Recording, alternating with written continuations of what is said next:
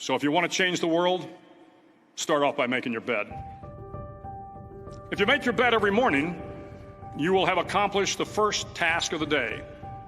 It will give you a small sense of pride, and it will encourage you to do another task, and another, and another. And by the end of the day, that one task completed will have turned into many tasks completed. Making your bed will also reinforce the fact that the little things in life matter. If you can't do the little things right, you'll never be able to do the big things right.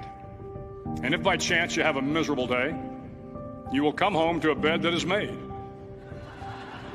that you made.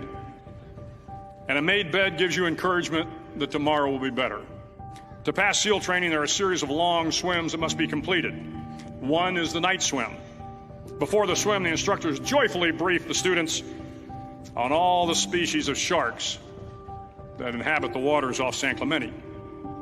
They assure you, however, that no student has ever been eaten by a shark, at least not that they can remember. But you are also taught that if a shark begins to circle your position, stand your ground.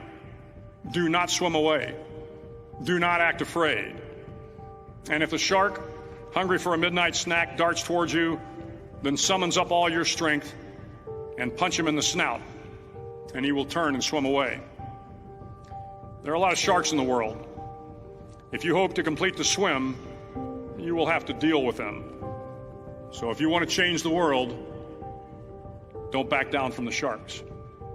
Over a few weeks of difficult training, my SEAL class, which started with 150 men, was down to just 42. There were now 6 boat crews of 7 men each. I was in the boat with the tall guys, but the best boat crew we had was made up of the little guys, the Munchkin crew, we called them. No one was over 5'5". The Munchkin boat crew had 1 American Indian, 1 African American, 1 Polish American, 1 Greek American, 1 Italian American, and 2 tough kids from the Midwest. They out-paddled, outran, and outswam all the other boat crews. The big men in the other boat crews would always make good-natured fun of the tiny little flippers the Munchkins put on their tiny little feet prior to every swim.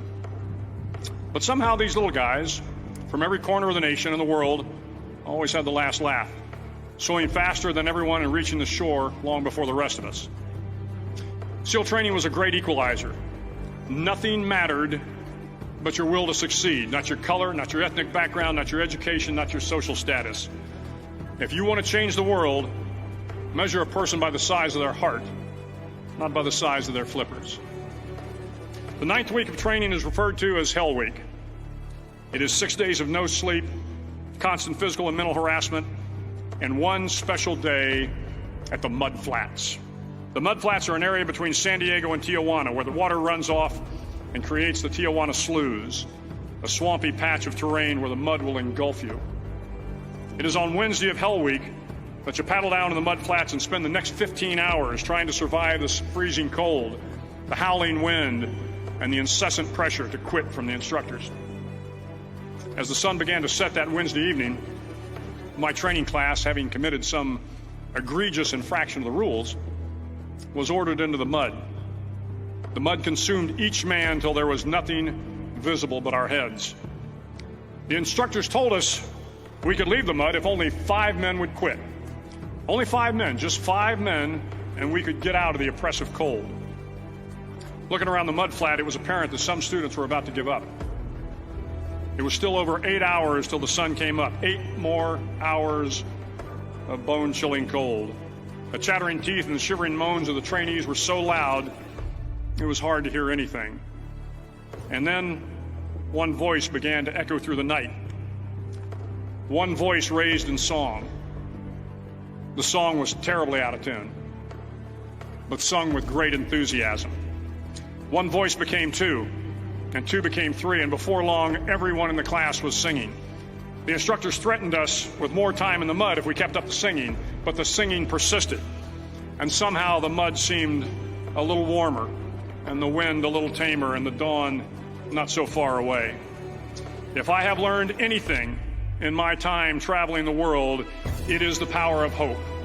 The power of one person, a Washington, a Lincoln, King, Mandela, and even a young girl from Pakistan, Malala.